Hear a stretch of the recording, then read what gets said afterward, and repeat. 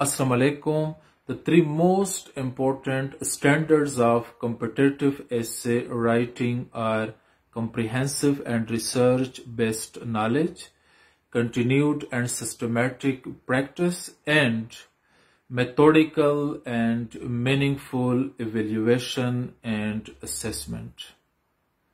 Dear students, in today's session, I will explain the 10 most important strategies for tackling the paper of essay in the competitive exams of CSS, PMS and PCS. To begin with, the first strategy is understanding the nature of the examination. Students, competitive exams are conducted by the FPSC and the Provincial Public Service Commissions. You need to understand their syllabuses and their recommended books. They will provide you with sound insight into the nature of the competitive exam. The second strategy is understanding the psyche, the temperament, the tendency of your examiner, especially in terms of paper setting and paper marking. इस चीज के लिए students, you need to understand the reports published by the respective commissions and the instructions of the paper. If you people surf on the internet, if you people Google, you can find them out very easily. कोशिश करें कि 2010 से 2021 तक FPSC और provincial public service commissions के websites के ऊपर experts के, स्पेशलिस्ट्स के रिपोर्ट्स डाउनलोड करवाएं, गेट देम फोटोकॉपीड और फिर इनको थ्रेडबेयर, एक क्लिनिकल, एक सिम्बियोटिक तरीके से रीड करें और इनको अंडरस्टैंड करें. The third important strategy is approach to the paper of essay. Students, there are two major approaches. One is subjective, which is based on your personal likes and dislikes, which is developed in the light, in the perspective of your individual strength and weaknesses. The second one is objective, which is formed by academies, which is developed by academies, coaching centers, mentors, professionals and experts. Both are interrelated and both complement each other. Students, सबसे important चीज ये है कि exam आपने देनी है. अपने strength और वीकनेस के पर्सपेक्टिव में आप अपने लिए वे आउट चॉक आउट करें. आप अपने लिए एक रोड मैप क्रिएट करें. Sometimes individually we cannot assess ourselves. तो स्टूडेंट्स, आप लोग कोशिश करें कि एकेडमी से, कोचिंग सेंटर से, टीचर से, एक्सपर्ट से, इधर इन पर्सन या इनके ऑनलाइन सोर्सेज से आप लोग अपने आप को बेनिफिट करें. It is pretty much important. दोनों को आपस में इंटीग्रेट करें. The third strategy is knowledge of language and contents. Students, language refers to how we write. It is your style. It is your grammar. It is your expressions. Contents refer to what you write. It is your arguments. It is your subject matter. It is your knowledge base. When your examiner sets your paper, or when your examiner evaluates your paper, he or she focuses the two important overlapping dimensions of academic essay और competitive essay. Students दोनों के ऊपर equally आप काम करेंगे. Your language is your linguistic competency. Your contents are your stock of arguments and ideas. It means you have to write immaculately. You have to support sufficiently. So style and stock of arguments, they complete each other. The fifth one is pre-exam phase. Students, before you take your actual exam, strategically, this is a time limit for your holistic, for your professional, for your accomplished preparation. इसमें सबसे important चीज ये है कि आप topics locate करें, select करें. आप पास्ट पेपर्स देख ले 5-6 इयर्स के. आप मोस्ट इंपॉर्टेंट करंट इश्यूज को फोकस करें. आप practice papers, guess papers, mock exams को फोकस करें. This is your preparatory phase. ये स्टूडेंट्स बहुत ज्यादा क्रूशल है. इस फेज के बेस पे you have to ready yourself. ऐसे स्टूडेंट्स जनरली वी थिंक कि ऐसे के लिए कोई सिस्टमैटिकली प्रिपरेशन की जरूरत नहीं. इन अकॉर्डेंस विद एक्सपर्ट्स, ऐसे के लिए ज्यादा से ज्यादा काम करनी चाहिए compared to the rest of the compulsory and optional subjects. So students, past papers are important. Current issues are important. Mock exams are important. Guest papers are important. The sixth strategy is reading of a single topic from multiple sources by listing, by covering all the aspects. यहाँ पे particularly मैं knowledge bank के हवाले से, data bank के हवाले से, search और रिसर्च के हवाले से चीजों को एक्सप्लेन करने की कोशिश करूंगा. Students, if you prepare a topic, let's suppose economy in Pakistan, तो एक सिंगल डॉक्यूमेंट के ऊपर रिलाई ना करें, एक सिंगल वेबसाइट के ऊपर रिलाई ना करें, एक सिंगल जर्नल के ऊपर रिलाई ना करें, एक सिंगल मैगजीन के ऊपर रिलाई ना करें, एक single any other source of knowledge information पर रिलाई ना करें. Surf on the internet, Google, Wikipedia consult करें, encyclopedia, books, reviews, magazines, journals, और हर एस्पेक्ट कवर करने की कोशिश करें. अब स्टूडेंट्स, यहां पे व्हेन यू रीड, आप लोग सिर्फ रीडिंग नहीं करेंगे, आप लोग रीडिंग के साथ नॉलेज बैंक क्रिएट करेंगे. What is a knowledge bank? It needs explanation. Students, let suppose you are studying a topic, you are working on good governance in Pakistan. जब आप इंटरनेट पे सर्फ करेंगे, जब आप बुक्स रीड करेंगे, मैगजीन्स, जर्नल्स, वेबसाइट से,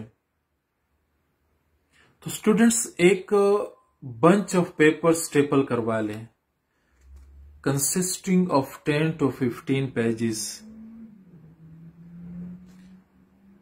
hard में, because it is more effective. या अगर सॉफ्ट में आप नहीं, हार्ड में आप नहीं कर सकते, सॉफ्ट में करें, कोई फाइल क्रिएट करें. तो स्टूडेंट्स, ये 10 to 15 पेजेस के ऊपर कोशिश करें कि डेफिनेशन से लेके quotations, proverbs, examples, descriptions, think tanks, paragraph, sentences, solutions, effects, problems, conclusion तक, फैक्ट्स एंड फिगर्स, आप चीजों को स्केच करने की कोशिश करें. रफ में, आई विल से रफ, रफली आप 10 to 15 पेजेस स्केच करें। टॉपिक के डाइवर्स डिफरेंट मल्टीपल डायमेंशंस को स्केच करने की कोशिश करें। स्टूडेंट्स, इसी स्टेज पे एक 5 pronged स्ट्रेटेजी आप लोग अडॉप्ट करेंगे। नंबर 1, चीजों को रीड करें। नंबर 2, चीजों को अंडरस्टैंड करें। नंबर 3, चीजों को मेमोराइज करें। नंबर 4, चीजों को आप रिटेन करें। और नंबर 5, चीजों को आप अप्लाई करें। अब स्टूडेंट्स, नेक्स्ट जो हमारा स्टेज है, स्टेज नंबर 7। स्टेज नंबर 7, आपने reading of a single topic from different perspectives आपने किया। 7 जो हमारा स्ट्रेटेजी है, making original notes from the rough notes. Although it's a bit difficult कि एक दफा आपने रफ नोट स्केच किया, फिर अभी आप इनको नीट करने की कोशिश करेंगे। लेकिन स्टूडेंट्स, इसी स्टेज पे this will take only 1 or 2 hours। कोशिश करें कि यहां पे सिर्फ बुलेट पॉइंट्स की शक्ल में नोट्स को रीअसेंबल करें और 2 या 3 पेजेस पे 2-3 पेजेस के ऊपर ये जो रफ आपने 10 to 15 पेजेस गैदर किया था, इसको आप कन्वर्ट करें 2 या 3 पेजेस के ऊपर। सबसे इंपॉर्टेंट क्रक्सिस को, सबसे इंपॉर्टेंट डायमेंशंस को, फैसेट्स को आप लोग सिर्फ स्केच करें। वो जो आपने इससे पहले रफ में किया था, it is not discarded, it is not useless. लेकिन यहां पे हमने बिल्कुल स्किमिंग के जरिए सबसे इंपॉर्टेंट चीजों को 2 या 3 पेजेस के ऊपर स्केच करने की कोशिश की। Number 8 students, practice writing. आपने रफली 20 स्केच किया, आपने नीटली 20 स्केच किया। अब स्टूडेंट्स, जब आप राइटिंग शुरू करेंगे तो आप रैंडम राइटिंग शुरू नहीं करेंगे। राइटिंग से 1 घंटा पहले रफ के ऊपर भी गो थ्रू करें और नीट जो 2-3 पेजेस के ऊपर आपने डिलीवर किया था, इनके ऊपर भी गो थ्रू करें। With in a window of 4 या 5 आवर्स, 1 सिटिंग में बैठ के स्टूडेंट्स कोशिश करें कि 12, 13, 14, 15 या 16 पेजेस तक लिखने की कोशिश करें। Essay is all about quality rather than quantity. It is neither long nor short. It is either complete or incomplete. कोशिश करें कि 1 सिटिंग के अंदर with in a window of 4 या 5 आवर्स इनिशियली आप लोग 16 पेजेस तक लिखने की कोशिश करें। लेकिन यहाँ पे I'm going to explain a very important point. आप लोग बैठ गए लिखने के लिए and you face issues with your memory. आप चीजों को रिकॉल नहीं कर सकते। सामने आप रफ और नीट स्केच रख लें। जो 2 स्केचेस आपने तैयार किए थे वो बिल्कुल आप सामने इस तरह रख ले, चेयर पे या टेबल पे। Whenever you face conceptual clarity, issues related to conceptual clarity, या आप चीजों को एक सिस्टमैटिक, एक क्रोनोलॉजिकल ऑर्डर में रिकॉल नहीं कर सकते, रिट्रीव नहीं कर सकते, ये आप 2-3 एसेस तक कंसल्ट करें। It's not cheating, it's not copy and paste. क्योंकि students, we are second language learners. हम स्लोली एंड ग्रेजुअली डेवलप करेंगे, ग्रो करेंगे। अपने स्किल्स को हम सोफिस्टिकेटेड या पॉलिश्ड करने की कोशिश करेंगे। इसी तरह अगर आप बैठ जाएं फ्रॉम योर ओन, तो हम चीजों को कैटेगोरिकली, क्रिस्टल क्लियरली, सपोर्ट के साथ, डेवलपमेंट के साथ कंपोज नहीं कर सकते। नेक्स्ट स्टूडेंट्स, हमारा जो 9th स्ट्रेटेजी है, that is evaluation, assessment, checking and grading. आपने 13, 14, 15 पेजेस तक कंक्लूड किया एसे, सेम एसे।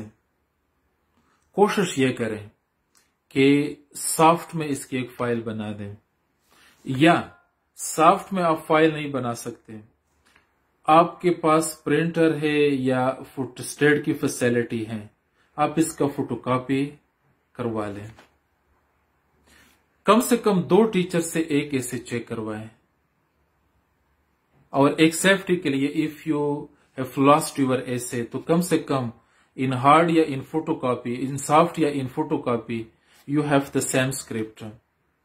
लेकिन स्टूडेंट्स समटाइम 2 एग्जामिनर्स या checkers they will confuse you, एक से सिर्फ करवा लें।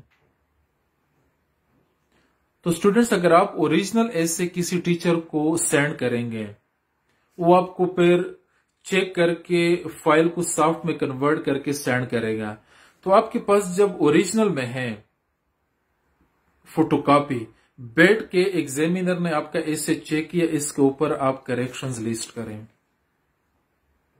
A to Z, full stop तक, डैश तक, कोलन, सेमी कोलन, कॉमा तक आप वो करेक्शंस लिस्ट करें। अगर आप किसी टीचर को ओरिजिनल एसे हैंड ओवर करेंगे और वो आपको फिर रिसेंड नहीं करता, या अगर वो आपको हैंड ओवर करते तो इट्स ओके। तो स्टूडेंट्स, इवेल्युएशन बहुत इंपॉर्टेंट है। इवेल्युएशन के जरिए आप अपने स्ट्रेंथ को डिस्कवर करेंगे, अपने वीकनेसेस को आइडेंटिफाई करेंगे, अपना फ्यूचर रोड मैप आप एक एग्जामिनर, एक एक्सपर्ट, एक प्रोफेशनल, एक टीचर के गाइडलाइंस के अंडर चॉक आउट करेंगे, फॉर्मुलेट करेंगे, इंप्लीमेंट करेंगे। क्योंकि स्टूडेंट्स, पर्सनली, इंडिविजुअली हम अपने आप को असेस नहीं कर सकते, तो कोशिश करें कि किसी भी मेंटोर से, कोई स्कूल का सीनियर टीचर आप लोग ढूंढ लें, कॉलेज का, यूनिवर्सिटी का, मीडिया से रिलेटेड, किसी अवर डिसिप्लिन से related. Students, it does not mean कि आप लाजमी कोई इस तरह का टीचर ढूंढ ले कि ही और शी इज वेल नोन या famous. It does not make any sense. अगर किसी को राइटिंग के वैल्यूज, नाम्स के ऊपर कमांड है, तो आप लोग इससे इवेल्युएट करवा लें। और स्टूडेंट्स, एरर्स के लिए एक कैटलॉग क्रिएट करें, इसमें आप फिर लिस्ट करें। नंबर 10 स्टूडेंट्स, आप लोग मॉक एग्जाम्स और एग्जाम से पहले 10 to 15 टॉपिक्स के ऊपर outline, thesis statements, outlines, thesis statements, topic sentences, introduction paragraph, conclusion paragraph जरूर लिख लें और ये स्टॉक आप अपने लिए रख लें। स्टूडेंट्स,